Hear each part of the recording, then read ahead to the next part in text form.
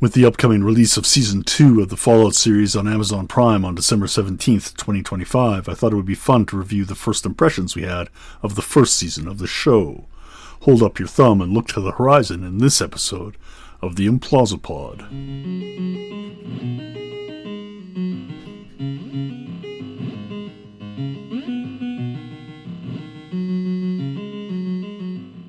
Welcome to the Implausipod, a podcast about the intersection of art, technology, and popular culture. I'm your host, Dr. Implausible. Like a lot of folks, I've played more than a few hours of the Fallout video game series, but not nearly enough to cover the topic in depth. So when Amazon released the first season of their TV show, I reached out to a few colleagues that had much more experience with the series and lore. We had a roundtable discussion on the first season of the show about a month after it aired back in April of 2024. It ended up being one of the longer conversations we had, nearly an hour and a half, which is way longer than I want to publish for a single episode of the podcast. So we're breaking it into two double-sized chunks, which should air back-to-back prior to the release of the second season. Before we get into the discussion, a couple quick notes. If you're listening this far, I'm assuming you have most likely already seen Season 1, but if not, please consider this your spoiler warning. Also, there are a few audio issues that came through during the recording. We've done our best to address the audio, but it may still come through with a slight buzz.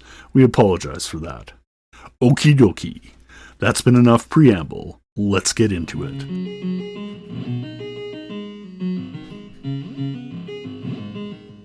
Welcome to the Implausipod. I'm your host, Dr. Implausible, and today we're going to be talking about the recent Fallout TV series on Amazon Prime, and we've got a couple special guests joining me today to discuss it. So stay tuned for a deep dive. They're going to be right with us, and I'd like to bring them in. First, returning to the show is our friend Dr. Aidan Buckland, who joined us for the Doctor Who episodes recently back there in December of 2023. Thanks for coming back with us, Aidan. Oh, it's nice to be back. Yeah, and also joining us for the first time is Ronan Around, a longtime gamer who I know from back in the day as well. By way of cred, we did a 24-hour camp on a monk named Raster in EQ. So if any old-time gamers remember what that was like, that's where I know Ronan Around from, as well as Usenet and a few other things from gaming back in the 90s. So thanks for joining me and bringing your encyclopedic Fallout knowledge with you, or at least having played through all the games. So you got much further than I have. So thanks for joining us. It's good to be here, Doctor. Thank you. Welcome. All right, so recently, as of April 2024, Jonathan Nolan and Lisa Joy produced a Fallout TV series that aired on Amazon Prime. It all dropped in a single day, as is the tradition, I guess, with bingeable TV shows, which is not necessarily my favorite way of doing it. I'm much more of a week-to-week guy, but I realize we got to compete with everything else that already exists out there. Just wanted to maybe touch base with you real quick and think about when you heard they announced a Fallout TV series. What was your original expectations of what that show might be like? Were you concerned, or was there some trepidation, or were you kind of enthusiastic to see what it might be? I'll start with you, Dr. Aidan. Yeah, I gotta say, my impressions were very mixed. My expectations in the beginning, especially. I think video game adaptation, enough said. It's been hit and miss, to say the least. There's a lot more Super Mario Brothers out there, with Bob Hoskins, of course, than there are really, really well-done adaptations. So just the thought of adapting a video game had me a little bit concerned. Finding out who the creators were got my interest peaked, and then I think the trailer is what really sold me on it. The first trailer, I thought, captured enough of what I wanted to see from a show like this that I was steeled, but looking forward to it by the time it came along. Yeah, for sure. For every Street Fighter, you get a Mortal Kombat, or both of those bad or good. I don't know, but they're not all Last of Us. I guess those are both bad. I'm a little different. When I heard about this show, I thought, well, this could be good because there is a well-defined world there already, and it should turn out pretty good depending on who's creating it. When they brought in Nolan to run it, that was a pretty good pick-up there too. What really sold me on the entire show was when they cast Walton Goggins as the Ghoul. That is right there. That sold the whole thing for me. Were you a Walter Goggins fan from some of his previous work? If you've seen any of his previous work in The Shield or Justified or Sons of Anarchy or other things he's done throughout the years, he fits every role perfectly. And he's probably one of the best working actors out there right now. Okay, I think I've noped out of all three of those series you mentioned, probably within the first season, so I haven't seen much of his work then, but that's more of a me thing rather than a commentary on the actors or any of the shows involved. Ronan, you had mentioned the TV series and the creators. Are you familiar with any of like the Jonathan Nolan, Lisa Joy stuff, like Person of Interest or Westworld? Yeah, I've seen a fair chunk of what they've produced, most notably Person of Interest and Westworld, I did mention. Person of Interest was fantastically done as well. Have you done a review of those ones yet, or were you thinking of that? That is in the list of. I've got a list in a notebook here of about 200 episode ideas, and a run through of Person of Interest is definitely among them. So we will see if that hits at some point in time.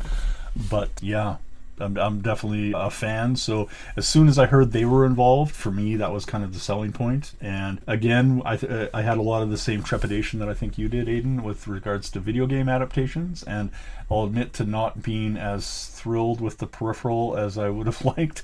I mentioned that a little bit in my commentary when I started reviewing that early on in the run of this podcast.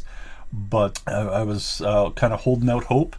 I don't get a lot of series on TV, even though I know that everybody's saying it's the golden age of television and everything, or peak TV. I only feel like there's maybe one or two series on at any one time that are kind of within my niche, and Jonathan Nolan and Lisa Joy have been responsible for a number of those, so I was kind of really optimistic.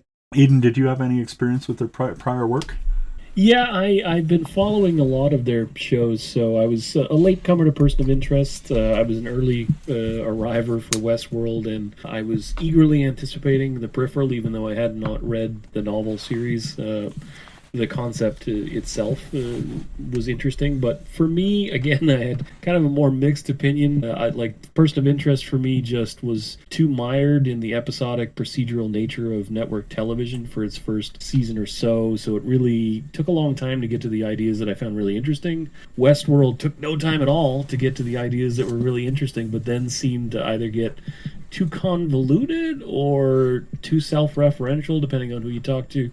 After that first season, personally, I actually liked the third and fourth season of Westworld a lot more than that second season. So to me, that self-referentiality really, worked for me by the end. But clearly, the show is no longer on the air, so they never got to make that fifth season to end it. And The Peripheral was not the strongest show starting out, but it had enough of a hook in there for me to be interested in it. So when I found out that it didn't get renewed, I was kind of sad. So kind of looking forward to Fallout as kind of their return to streaming. But again, I think as well, it's worth saying something about the model. This seems to be the way that Amazon treats most of their sci-fi properties, which is they dump it all at one time. And really, it is such a disservice when a show like this in particular, I think, could have picked up a little bit of momentum, a little bit of buzz, and probably some fans by the end of the 8 weeks that it would have run. If it wasn't being binged, if they were able to run it week to week, right?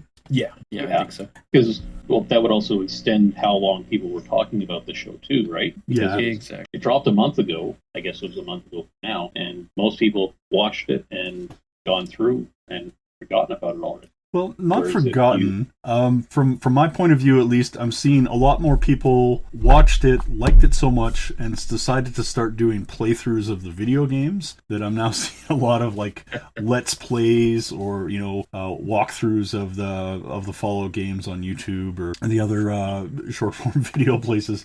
And so it's like it sparks something, but there's so much more content in the already available games than the 8 hours or so of the TV series that, yeah, I think we'd still be talking about it if it was coming out week to week. They didn't really go down the route of doing the Westworld Season 2 swerve for swerve's sake that you mentioned there, Aiden, like, Vince Russo circa 1999 just to fool the smarks. So we're avoiding that element. I guess that's part of it. They were able to drop everything at once and they didn't have everybody second guessing it, but I think it would have been a lot more fun to play along if that was an option. So yeah, missed opportunity for sure. But that's kind of one of those ongoing discussions about television in general that maybe we'll have to come back to at some point in time. I guess the first question, did you binge it or did you kind of do it day to day? It took me about 10 days to watch the full series, so this is why we're getting to it a little bit after it's actually dropped. But how long did it take for either of you to watch the full series? I'll start with you, Ronan. It took me about 7 days. I would do an episode or two a night kind of thing. And that just kind of helped me absorb more of the show. I find if you watch it all at once, you will miss a lot of the things that are going on. And there was a lot of detail put into the show, and a lot of things from all of the games that they've put out, going back to Fallout 1, Fallout 2, and even Fallout Tactics, and then going through 3, New Vegas, and 4. There was a lot in there, little pieces, stuff hanging on walls in conversion shops or sitting on a desk in the vault or whatnot. So they put a lot of time and attention to detail in that way and came out looking very good, and actually felt like I was sitting in one of the games at times. Okay. Awesome. How about yourself, Dr. Aiden? Yeah, I gotta say I was really impressed. I mean, the performances in particular, Ella Perna and Walter Goggins really stood out for me. I thought that both of them really kind of were the two pillars carrying the show. I mean, Maximus's storyline was interesting, and the Brotherhood, of course, is a very canonical element of the Fallout series. But those two in particular, their performances, her ability to just, embody that really cheesy 50s utopian kind of outlook, and Walter Goggins being, the perfect fit for the ghoul character. Again, one of the shows that was already kind of shouted out, Boyd Crowder was the character he played, and was the thing that has had me watch Justified now a couple of times the whole way through, just to watch him play a character from season to season and watch him basically change that character and grow them from episode to episode. And I found that this show did a really good job giving him that kind of space in here too. I liked splitting his character for pre and post Fallout, I guess. It did show a lot of growth for him, like between the two past and the present, and really did grow his character very well, more so than anyone else on the show. How long did it take you to get through the series? Did you binge it or no? I was about the same. I got through probably the first 4 episodes in a weekend, and then it just trickled the rest for the next week. For me, it was that opening sequence, explaining why Fallout Boy has his thumb up in so much of the imagery that you see around the games. I thought that was just such a fantastic way of introducing the audience to this world, both the tragedy and the absurdity of it, all in one kind of little sequence, which was very fun to watch. Yeah, for sure. And like you suggest, the okie dokie memes that are kind of floating around the internet now is what seem to be stuck with us. Now, you'd mentioned how Walter Goggins was kind of our bridged character that kind of connected the worlds pre and post Fallout. I think that was super effective, that we needed to see where it was. I mean, one of the things that I guess I've always struggled with Fallout is one of those, like I've talked previously on other episodes about how you can kind of get away with one big lie when it comes to science fiction, that there's one conceit, and as long as you can buy into that, you're good. For me, it was always the time jump for Fallout, that it takes place in the 2200s, and that the world that is gone is like hundreds of years in the past post Fallout. And so bringing him in as a ghoul to both explain the fact that he can, he's persisted from the world before, but is also, has memories of it. I thought that was really effective, and I think it absolutely needed that character in it to have that bridge between the two worlds. Otherwise, it's all just bleakness and darkness in a way that you sometimes gets eluded with a lot of other post-apocalypse or post-recent apocalypse, if I include like Last of Us or most zombie movies, I guess, where the apocalypse has happened a week ago. Thinking of like the Walking Dead specifically here. A lot of other apocalyptic shows it's like recent memory, but none of them have that kind of time gap that we see taking place. And yeah, the ghoul has to be our bridge character for that. Otherwise, it really wouldn't make sense. Everything would just be wasteland all the time. So do we want to maybe work our way through some of the episodes, and we'll just kind of go through it one by one? we start off with the end, I guess is aptly titled, and then we work our way forward. This is, I guess, going from 2077 is when they're having it take place, and we see the attacks happen. All the games are still based on that one date, regardless of who put them out, whether it's Bethesda or Obsidian or... Geez, I don't even remember who the original publishers were. Interplay was the original publisher of Fallout. Okay. And so the Fallout 1, I believe, was set in 2161. So each game was set another 20, 30 years after the previous one. There isn't much crossover between the original Vault Dweller and then the Last Survivor and all the way through each of the games. And the show itself comes up as being some 200 years after the original one. So all the events from Fallout 1 to New Vegas 3 and 4, that's all long past and dealt with before anything that we see on the screen right now. All right, interesting. So going forward from there, then we start with that, and we see basically a functioning vault. It seems everything seems to be working well. So we kind of touch base with each of these three characters. Now, I was speaking with a friend and colleague of mine who outside of this, and he mentioned that maybe it would be something that would be better done, like if there was an episode for each, but I thought within the terms of the show, you really need to introduce all your viewpoint characters kind of right up front, even if it was kind of an abbreviated version, so that they only maybe got 10 or 15 minutes of spotlight time each in that first episode. But we get introduced to the ghoul, we kind of get see what happens with Lucy, and then the raid, and what's going on with the Brotherhood of Steel.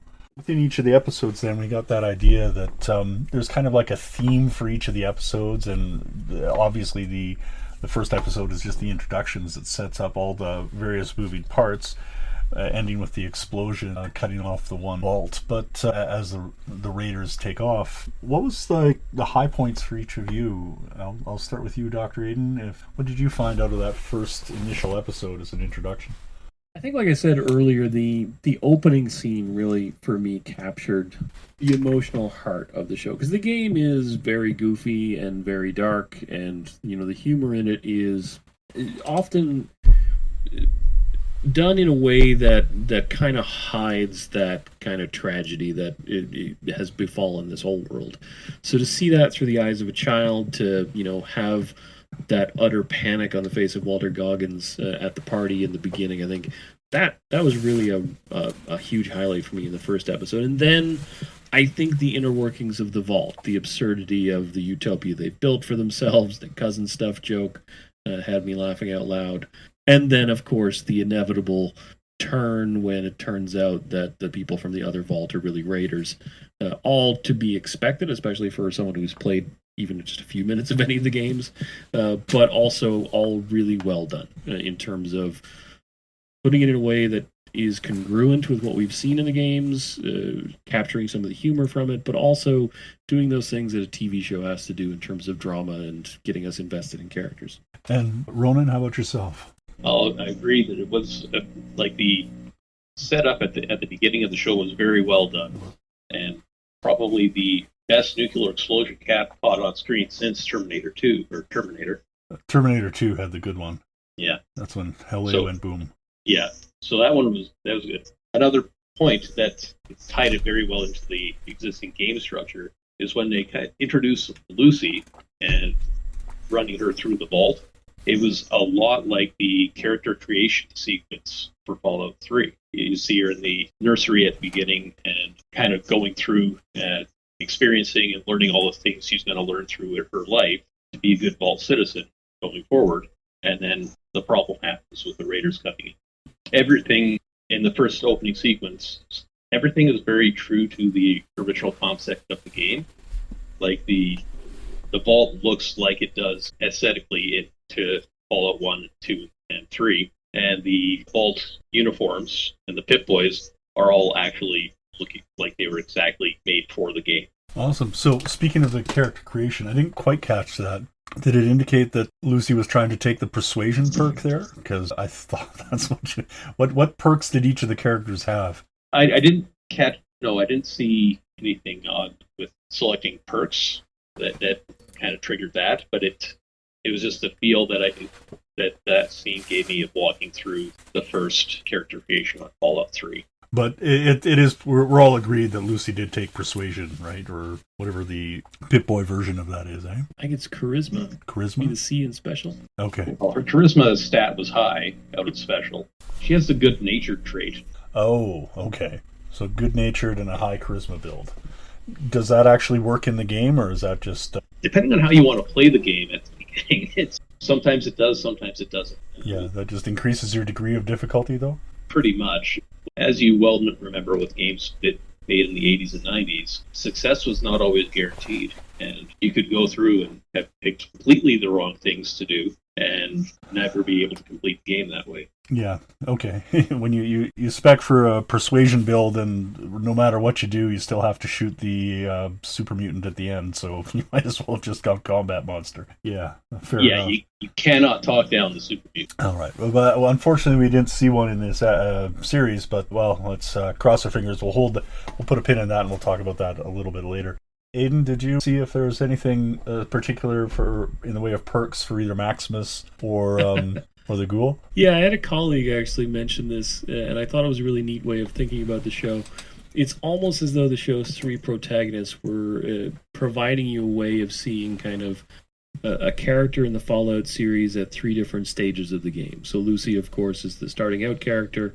At the beginning of the game, the Ghoul, of course, has been clearly playing in the Wasteland for couple centuries now, so is the grizzled older character who shoots first and never asks questions.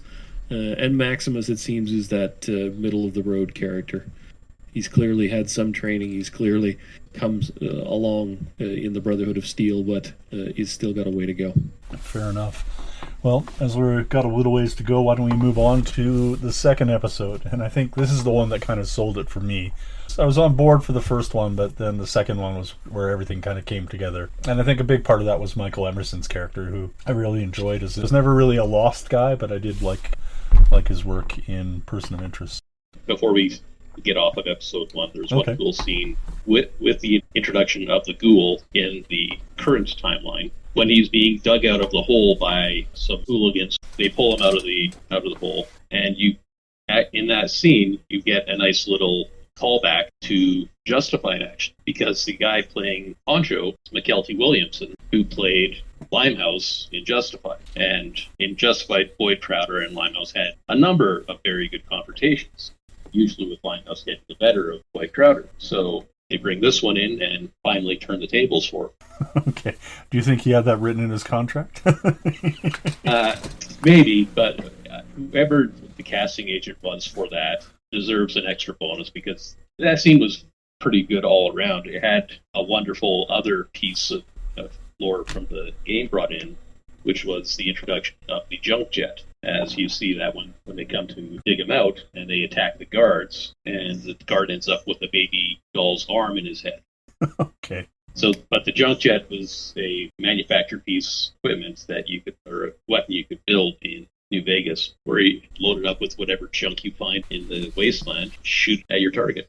Okay, cool. I didn't know that at all. I don't think maybe I got that far into New Vegas, but like I said, I don't recall that at all. That's awesome, though. All right, so speaking of funky weapons, and I think really that's what episode 2 was about, was the showdown. Was there anything else that showed up within the brawl when everybody came together in episode 2? Well, we were talking about perks or traits that people had. It's well evident the Ghoul has the bloody best perk. Oh yeah, as much as legally able to be shown on television, which I guess on Prime is pretty much whatever you want. But yeah, I thought that was pretty clear.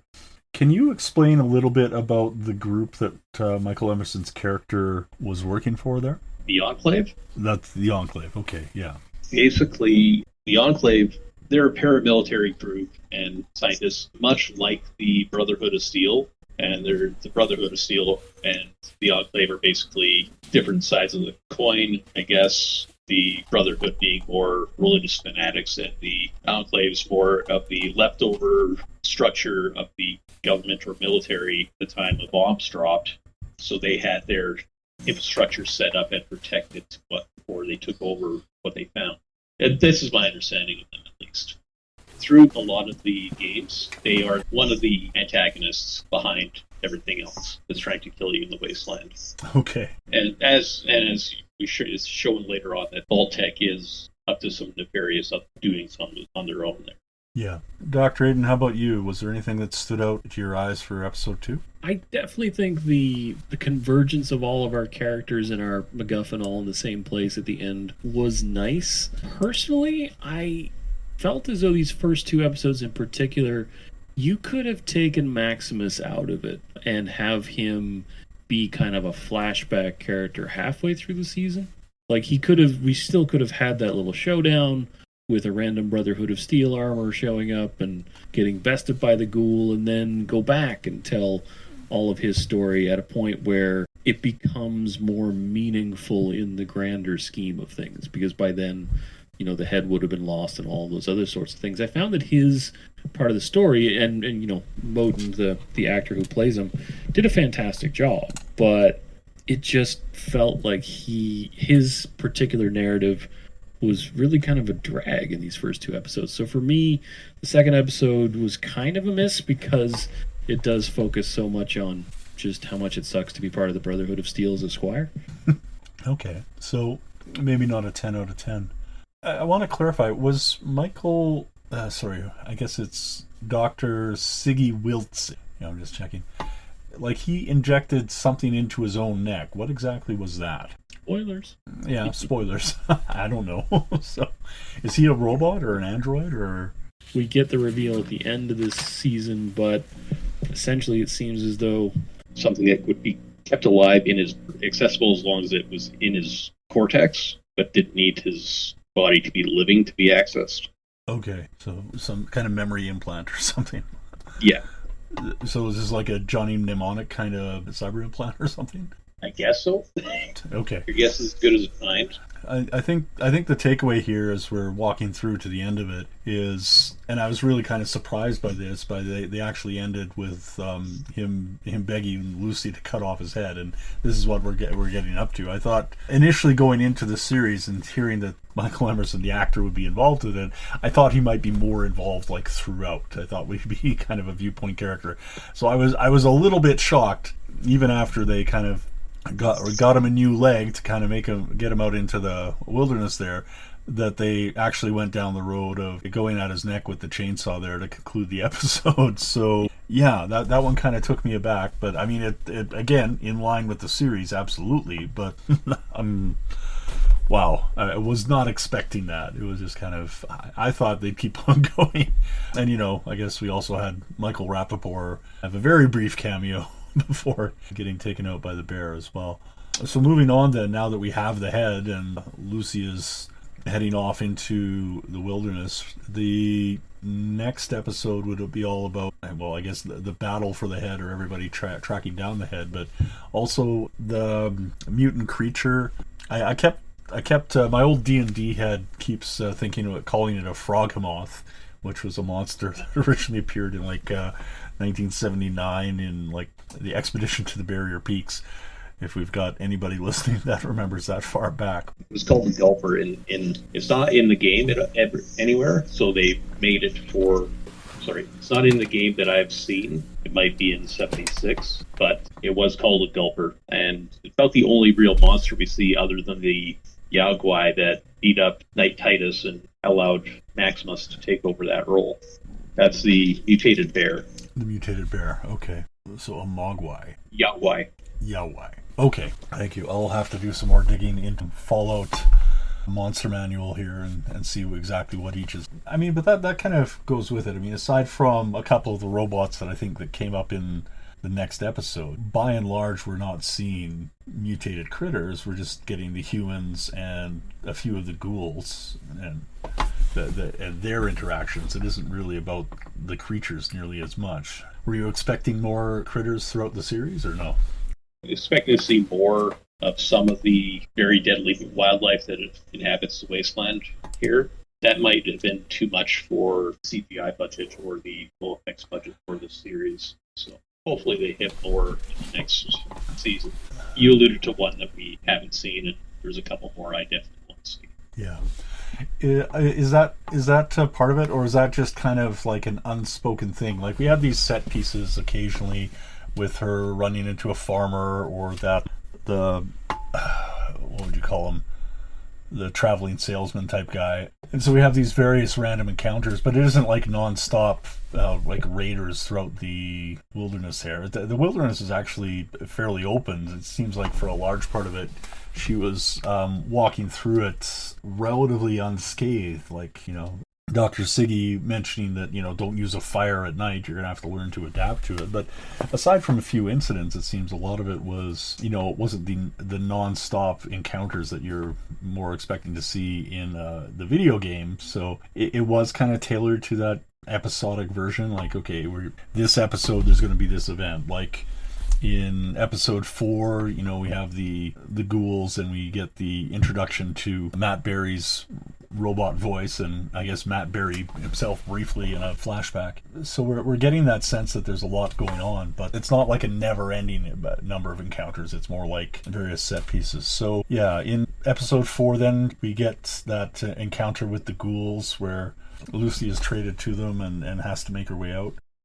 Like in episode 3, when you had the Gulper show up, and it swallowed the head of Ziggy, and then the ghoul was using Lucy as bait, basically fishing with her to bring out the Gulper so they can get the head back, right? Yep.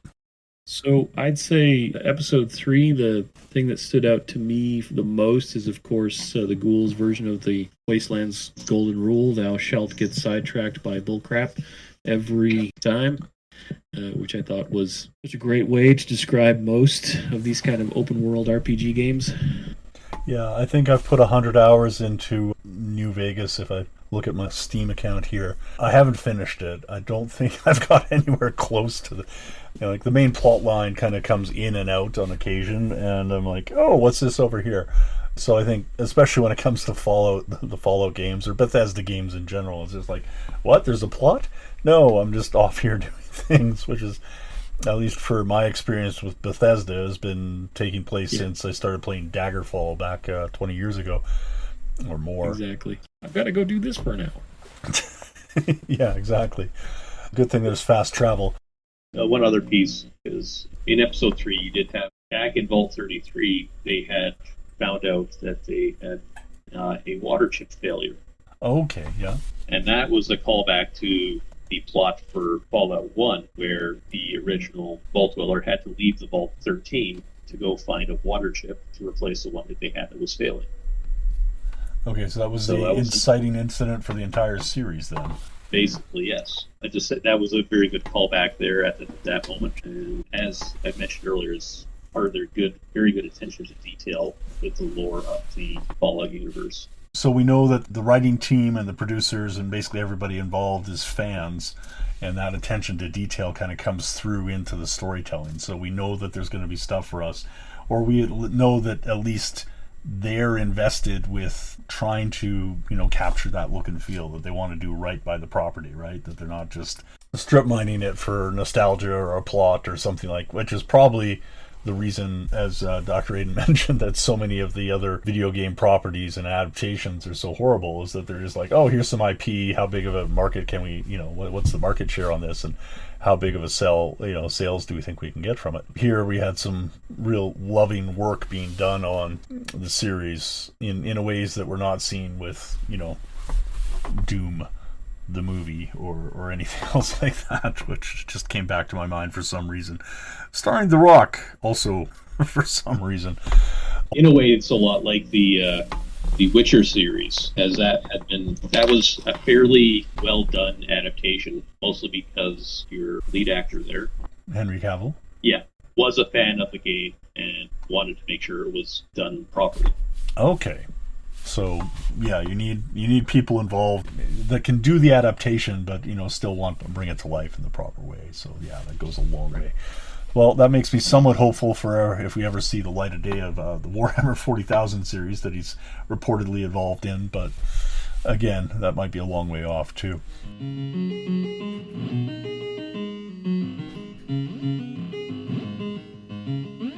However, I see we've crossed one of those unseen lines in the podcast where everything slowly devolves into a discussion on Warhammer, so I think that's a sign.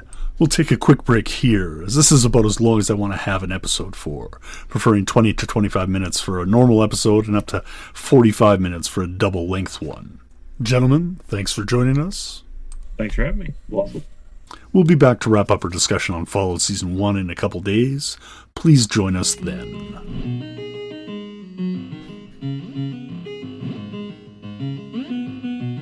Once again, thank you for joining us on the Implausipod.